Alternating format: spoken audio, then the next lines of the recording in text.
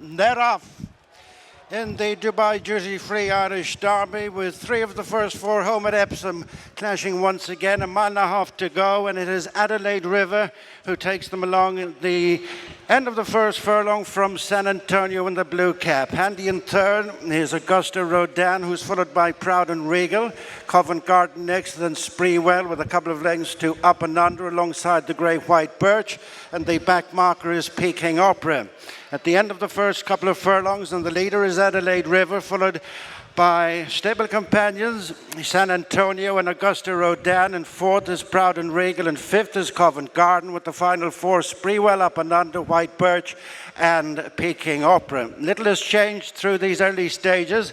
They've got just over 1 mile left to go, and it's Adelaide River and Shamie Heffernan by 2 lengths to San Antonio and Wayne Lorden. In third place is Auguste Rodin and Ryan Moore attempting the Epsom Curragh double. In fourth is Proud and Regal and Gavin Ryan. Next, as they make the run towards the 7 furlong point, is Covent Garden, Declan McDonagh on the inside of Spreewell, and Shane Foley as they climb up towards the halfway stage. After Spreewell is Up and Under and Mikey Sheehy, followed by White Birch and Dylan Brown McMonigal, and lastly Peking Opera and Tom Marcon. They've gone by halfway, and still little changes from first to last. It is Adelaide River by 3/4 of a length to San Antonio. In third, 1.5 lengths back is Auguste Rodin, followed by Proud and Regal, 2 lengths to Covent Garden. A place in front of Spreewell, followed at the top of the track by Up and Under and then White Birch. Now looming on the outside, poised is Auguste Rodin. In third is Covent Garden, who's picked up a bit of ground. Spreewell has come under pressure, and then Proud and Regal, they're in the straight. Less than 3 furlongs to go in the Dubai duty-free Irish Derby, and Auguste Rodin joins stable companion Adelaide River. These kick clear of Covent Garden. Spreewell, Up and Under, Proud and Regal, Peking Opera, White Birch is last. It's Auguste Rodin who's having to battle here from Adelaide River. 4 lengths to in third place, Covent Garden. It's Auguste Rodin in front as they run up to the finish. It's an Irish Derby of firsts and landmarks for Ryan Moore and Aidan O'Brien. Auguste Rodin completes the double from Adelaide River and Covent Garden. A clean sweep for Ballydoyle, and then Peking Opera and Up and Under, Spreewell, Proud and Regal, and a long way off them was White Birch. Yes, Aidan O'Brien has just landed his 15th Dubai duty-free Irish Derby, and Ed, many congratulations. You're a 100 European Classic winner. Well done. Yeah, thanks, Kevin. It's incredible, really, and it's due to a lot of hard work. With this horse, it's Wayne ride him in all his work. Rachel rides him out every day. Andrew's in charge of him. Davey led him up. But it's obviously John and Sue, Michael and Doreen Gay, and Derek, Peter and Stephanie, and George and Emily. Now they make it happen. They put in so much every year. It's great teamwork, and it's pure teamwork, Kevin. And there's so many small teams within the big team, and they all come together, and that's how it happens. And everyone is playing them small little parts, but then when everyone blends together, so we feel so grateful to have such horses to train for such great people and working with such magic people, and it's day in, day out, and let's just let everyone know that we really appreciate it, because that's what makes it happen, really. Like, you can have the horses and you can have the place and you can have everything, but if all the people are not there, it doesn't happen. So we really appreciate everybody, all the hard work they put in. And great to have all the team here today as well, isn't it? It's unbelievable. John and Sue is here, and haven't seen them racing in a long time, which is unbelievable. Michael and Derek and Paul and MV and all the family, all the Magna family, and all the Smiths and Tabors. They're all it's incredible, really. Like, it's a long time since Desert King, Kevin. 1997. Yeah, that's a long time. There've been a lot of water under the bridge since then, and a lot of horses and a lot of things. Day in day out, a lot of things happen, and so. But it's like, we feel very great, and to be back here at this facility, and this is one of the best, if not the best, facility in the world now. The track and the place and the climate and everything, and the people, the team here is just incredible, so. And Aidan, it was a messy race, to say the least. We'll come to that in a moment. It was workmanlike fashion Auguste Rodin won today. Yes, it was. Yeah, it probably didn't go right any part of the way. Probably in front, the lads were in a gear too slow, and there was such a wind, they didn't know whether they were coming or going, and you can see how that could happen. They were getting turned sideways going down the back, and then they turned in and the wind was gone. So Ryan felt he was just in 2 gears too low all the way, but he was there, and that was it. And then when the unfortunate incident happened with Wayne coming down the hill. Ryan was just starting to let him go, and he had to take him back again. So, and then he turned into the straight, and he just said he was just on autopilot up the straight the whole way. He never really clicked in at all because he didn't know what was happening or did happen. But we did think that Seamus's horse and Wayne's horse had improved a lot from Epsom. We thought that none of the two of them acted, and we thought that they would act better here. But Ryan was very adamant, like he'd look workmanlike today, and that's the fact of it. But he said there's so much more in there. After the race, he wasn't even blown. So we look forward to him the next day, and he's safe, and thank God that Wayne is safe. And really, at the end of the day, that's all that mattered. And that's the main thing as well. Unfortunately for the horse, it suffered a fatal injury, but very important because it didn't look good for Wayne, did it? No, it didn't. And listen, it's terrible for San Antonio, is right. And when things go wrong in any sport, after going 75% of the way, when the pressure's really coming on, that's when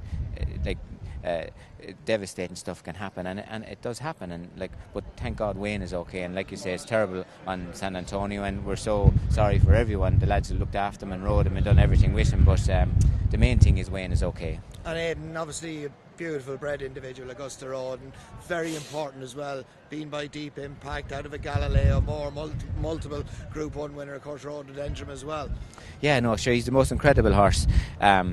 Physique and use of himself, he's out of a great mare. And then John and the lads and everyone sent her to Japan for Deep Impact, which was a very, very, very strong move at that time. And the way it happened, he was one of the last foals of that crop. I think there was under 20 foals born that year, and Deep Impact, that's when he passed away, so he's such an important horse. He has everything. He has movement, temperament, to be after winning two classics now, and a Group 1 winner at 2. He's just incredibly exciting horse, and he brings the two continents together. The best stallion ever in Japan, and the dam is out by the best stallion ever we saw in this part of the world, and she was a top mare herself. So how important he is for the breed is going to be incalculable, really. And obviously Aidan, that's his third Group 1, obviously 2 derbies, over a mile and a half. He also won the Verton Maturity, importantly over a mile last year as a 2-year-old. Where next with him? King George, Irish Champions Eggs, or could the Juddmonte be a factor as well? Yeah, I think all those races are factors. There's the lads will decide themselves, but there's a strong chance he could go to a King George,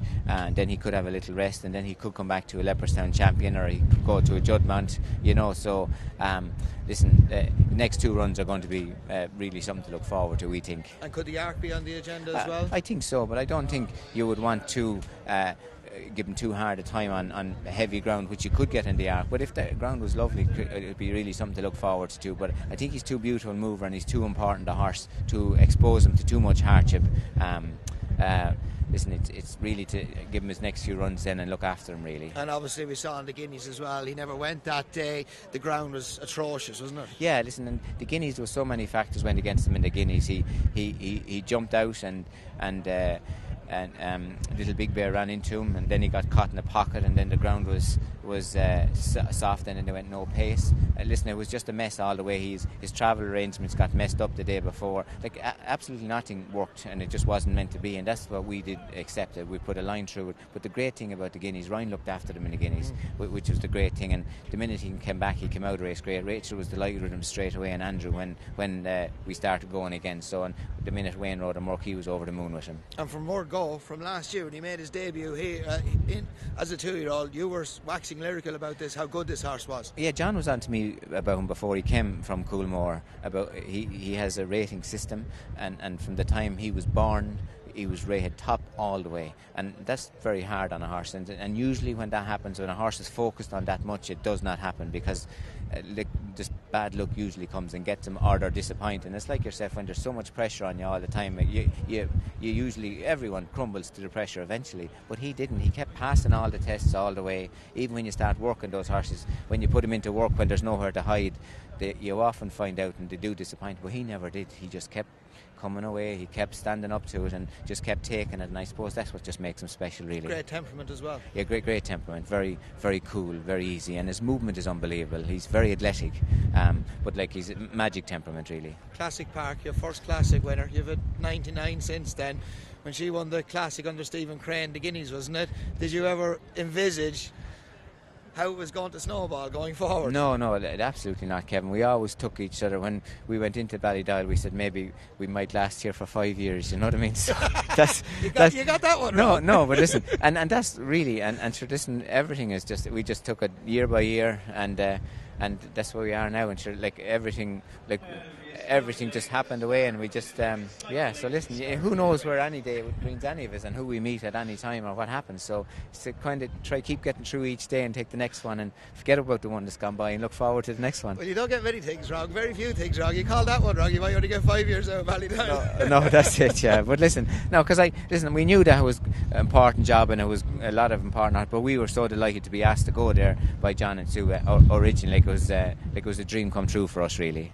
And Aidan, there's going to be many more classic winners going forward. There's some achievements. Well done, your 15th Dubai duty-free Irish Derby winner, and most importantly your 100th European classic winner. Some achievement, and there's a lot more to come. Well done. Appreciate it, Kevin. Thanks very much. Well done.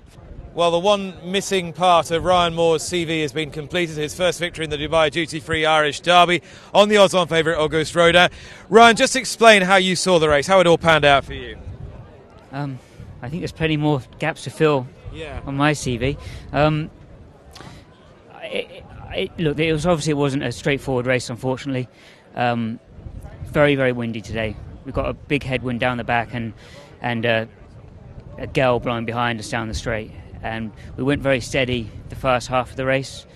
For me, my horse was always, I suppose the way to put it would be he was a gear too low. I was in third gear down the back, and I would have liked to have been going on a stride. I was sort of going to angle out to come around Wayne, and then that went wrong, and I had to switch back in. And I think the horse in front was getting a very easy time, and I've had to go to him early. And my horse, he gets to the front, he tends to wait a bit, and so a long way out, but I had to move because the leader was getting an easy time. And when you've got that tailwind behind you here, it's just we're on the inner track here. It's not as straightforward as a racecourse as people maybe think, and I found that out a good few times, and maybe that's why I hadn't won it before. You get some different results here on that round course especially when you get a win like today, and it's a proper win as you've seen, and but for me the horse he's done what he's had to do today. He wasn't blowing, he didn't turn a hair, and I think there's plenty more to come. The form will look questionable, but the form at Epsom looked very good, and today I think it's just circumstances probably conspired against him, but he still won. So he didn't fundamentally feel any lesser horse today than he had done at Epsom, even though the circumstances were different. Well, he didn't have the opportunity to give me the feel he did at Epsom because the race was different and the course was different and the conditions were very different today. But I know there's plenty there, so I'm happy. Do you think he is, having felt what you felt today, felt what you felt at Epsom, and your comments about what he does when he hits the front, do you feel he is a horse who really needs a strongly run mile and a half to be seen at his best? He gets the mile and a half well, but I think he would be fine at 10. As I say to you, to me, we always felt like we were going too slow, which would indicate he'd be very comfortable coming back into it. I'm just reflecting on, yes, your first Irish Derby, but Aidan O'Brien's 100th European Classic win. I'm not sure how we get our head round that. No, I don't. Look, Aidan would tell you that it's everyone else, and it is. It's such a big team effort, and obviously there's so many people that he'd always thanks. And but there's a reason why he's got these records, and I'm very lucky to have rode for him for as long as I am, and gets to, put me on these horses that are capable of winning these races. So it's just been, very grateful to be working people I'm working for. I mean, you must have been asked this a lot, but if you could try and just sum up a little bit of what he's got that others don't have, how would you do that? Yeah. I don't. I have a good idea, but it is. He is seriously driven, and he wants the best the whole time, and the amount of work he does is quite incredible. People, they'll say the words geniuses and attention to detail. There's that, but there's also another layer which I'm fortunate to see. I think I know what you mean. So if somebody described you as a competitive person, you are a very competitive person, but do you mean there's something more kind of raw and you just don't see it in many people? Probably a lot of people wouldn't understand it. Yeah. No, I think I know what you're saying. And for you to get the first win in this race, I know you say there's lots of gaps in your CV. This is an important one to fill, isn't it? Yeah, no, look, I've come here a long time and a lot of disappointments in this race. And, Aidan said to me, Mick never won his first one until he had Galileo, so maybe we just need a good horse to get it done. Well done, Ryan. Thank you. Watch live racing now on racingtv.com.